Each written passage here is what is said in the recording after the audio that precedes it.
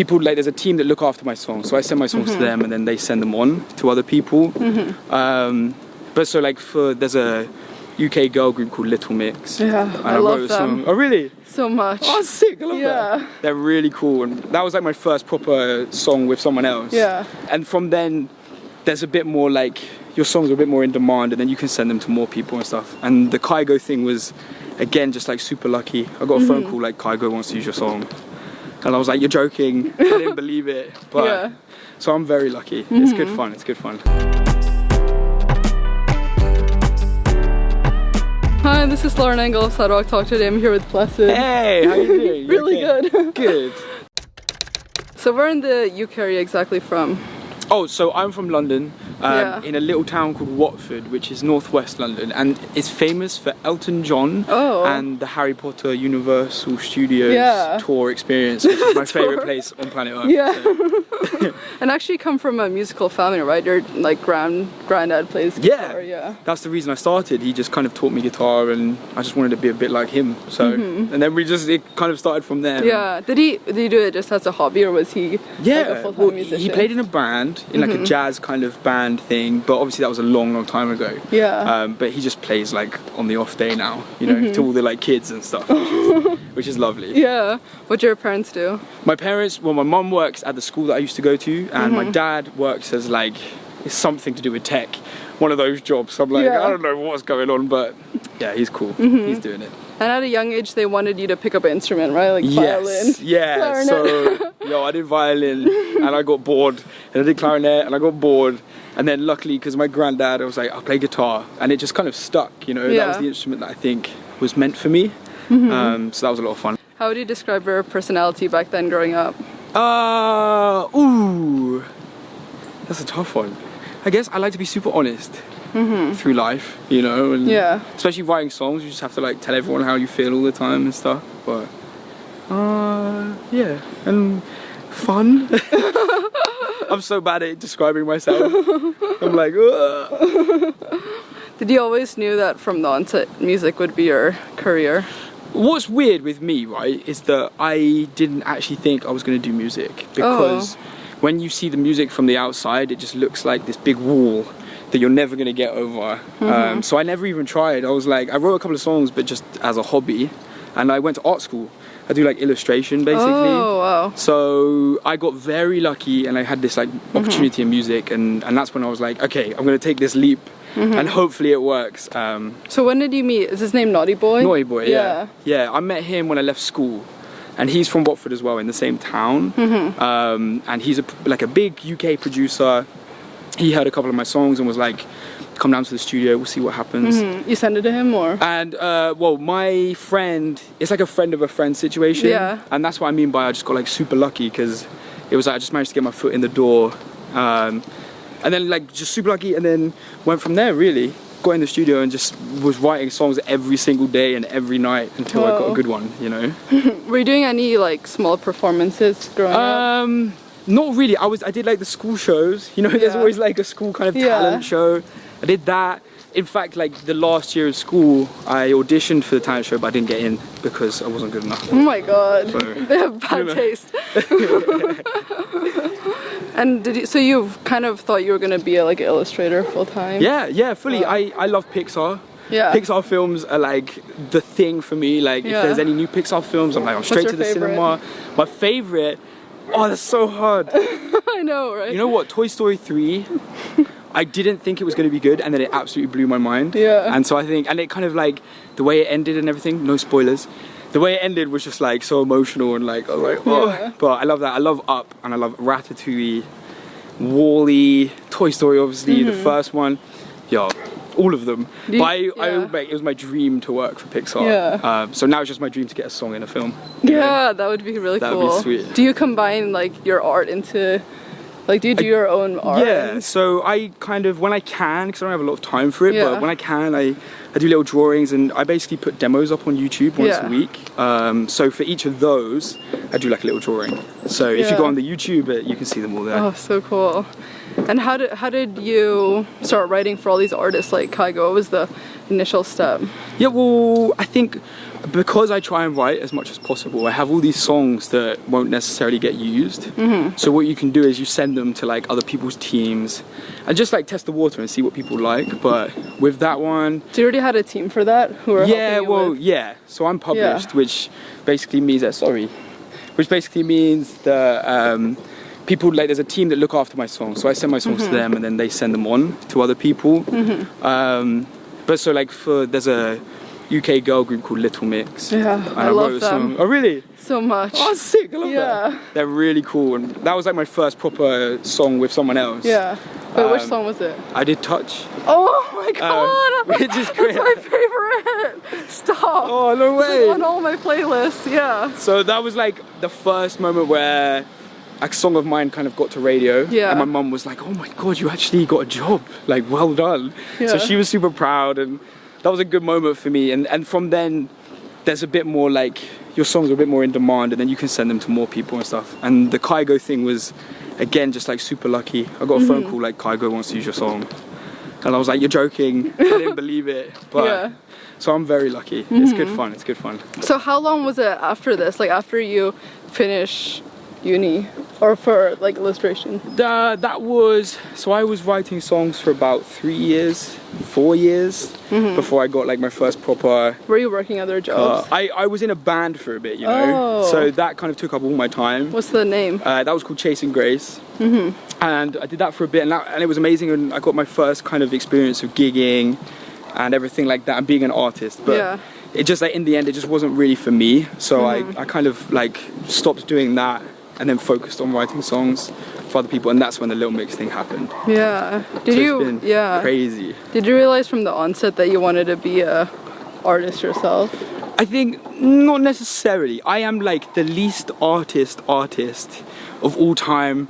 I'm really bad in front of cameras. Dude, you're so good. I'm really like you're so awkward. genuine, it translates. I'm so awkward though on stage and everything, and I'm not exactly like very like stylish or anything like that. So for me, I was just kind of like, if I'm gonna do the artist thing, I'm just gonna do it in my own terms and just be myself. And if people like it, then cool. And if they don't and anything like that, I'm just like, well, cool, that's fine. Like, I just do it for the people that want to listen to my emotional music. Basically. Who's your publishing deal with? It's with a company called Sony ATV. Oh, okay. Which they're lovely, so they're really good for me. And how did you start pitching your artist project around, or how did it happen?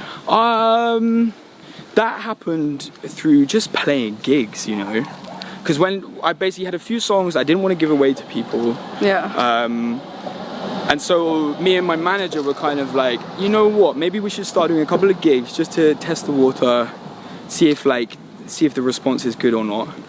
And I did a couple of gigs, and then we got like some label interest and everything like that. And I think for me, that was the like signification of like, okay, this could work. Like if we wanted to do it, we could try. So that's what we're doing now. We're just like riding the wave of trying to be an artist, you know. Did you come up with your song a week project? Oh, I'm doing the song a week project because I have too many songs, right? And it got to the point where I was like, I can't just leave these songs on the shelf. Like I want them to be out there in the world somewhere. We don't have to release them properly. But I thought actually it's a really cool idea that the fans get to kind of choose what songs come next. So the song a week thing, they're only demos, they're not finished, they're not perfect. Some of them are actually like quite bad. But but you kind of, every time I put them out, I get like a really good response from fans, and they're really honest, and they're like, yo, we love this one, or they're like, this one's not so good, and that's like really nice, because then I know which kind of direction my fans want my music to go in. That's so smart. That's the most important thing. I was gonna ask if it was like saturating, but I guess it's because you're like pitching as it's like this demo thing, and they're kind of like your feedback. Which I think they're is like really cool. the best feedback as well, you know. They're so honest, and they know what they're talking about. So, and they're the people that are gonna like listen to the music at the end of the day. So, so their opinion is most important to me. I feel like from what you put online with the videos and all your pictures and stuff, it's like super cohesive. Do you have specific artists like outside of musicians that you look up to? Ooh, well, I love movies, right? I love film. just like anything with a good storyline or good aesthetic, right? So when it comes to videos or like the videography that we're doing and stuff with behind the scenes, I really just wanted to find someone who had the same eye and the same passion. And we have this guy called Henry who's been following me around on tour, and he just like, he did the video for Your Name, one of my songs, and just smashed it. So we were like, bro, you're the guy.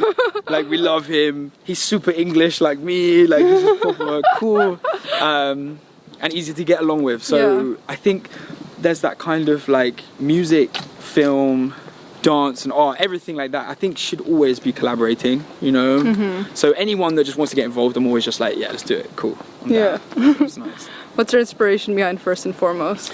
First and Foremost, which is like, you can't really call it an EP or an album, it's kind of like in the middle. It's a mini album.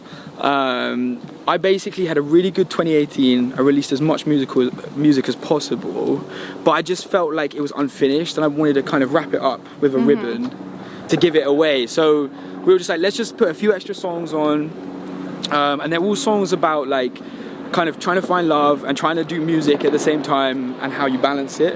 And yeah, and so like we got some artwork for it, which was really exciting because I felt really professional. I was like, yeah.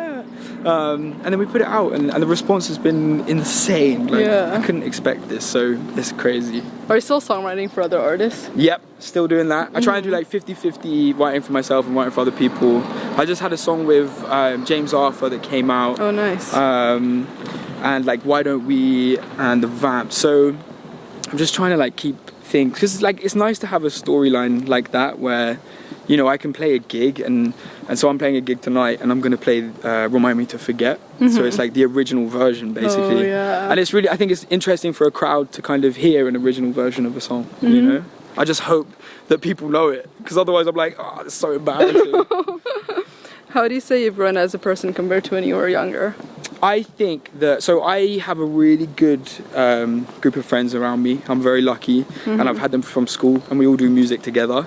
And it just means that I'm forever going to be grounded, you know? Like, I think music and this kind of industry is very easy to be like taken by it, and when everyone's around you being like, oh, you're going to be this and you're going to be that and da-da-da-da. Like, it's nice to have your friends around you to kind of be like, yo, chill. You know, this is still reality, you know, like we're still living in Watford by the Harry Potter studios. So, and I think that's the most important thing for me, is just to be honest, and I'm never going to be someone I'm not, I don't think. When you're a kid, you're obviously like, oh, I'm going to be a movie star. Or, which I just like, whatever happens, happens, you know. I'm lucky, and if this all ends tomorrow, then cool, I've had a great time, you know. What do you say have been your biggest challenges so far in life?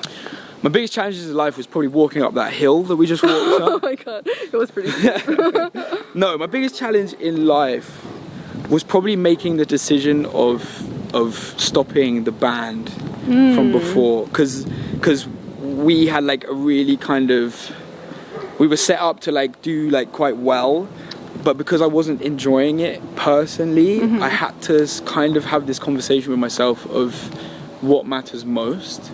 And I'd always say that to people, as like, if you're doing something that you like deep down just aren't quite feeling right, if it's not sitting right with you, I'm a big believer in like, you should just stop. It's like if you're in love with someone and then you fall out of love, like you shouldn't lead them on. Just kind of like, if it's not working, then you have to do your thing, you know? Yeah. That was a massive decision. That was really hard, really hard. What does love mean to you? Love, wow. So I was the guy that never thought love would happen. I always saw these films and heard these songs, and I was just like, no, it's a load of rubbish. I'm never gonna fall in love, because I was like 25, never had a relationship, and I was just like, oh my gosh. But now I know what love is, and it is the most amazing thing in the world. It really is, and you don't know it until you find it, and then it's like, wow. It's crazy. But yeah. I have a song called Destination that I wrote recently, and it's basically the idea of like, wherever I go in the world, there's always going to be that one person that you go back to, right? And I think that's what love is. It's like a destination, basically. The song's called Destination. Actually, with that, what does success look like to you? Success? Yeah. Success for me is just about enjoying what you're doing. I don't think numbers or money or like however many followers you've got, that doesn't mean success to me. I think if you're doing something good for the planet or good for your heart, then that's successful for me, you know, I think. Last question, what do you want to be remembered for? I want to be remembered for always being honest. I think my music is, I love my music because it is just saying exactly how I feel. And I think it's hard for people to do that. So when I play gigs and stuff, it's always nice to kind of hear stories from the crowd where they've been going through a similar thing or they're feeling down or something like that, and my music just kind of connects with them. So to kind of be remembered for like helping people or just for having that honesty, I think that would be cool. Just to be remembered would be nice, you know. Oh, this was awesome. Thank you so much. Thank you very much. I appreciate that. Thank you. Bye. See you later.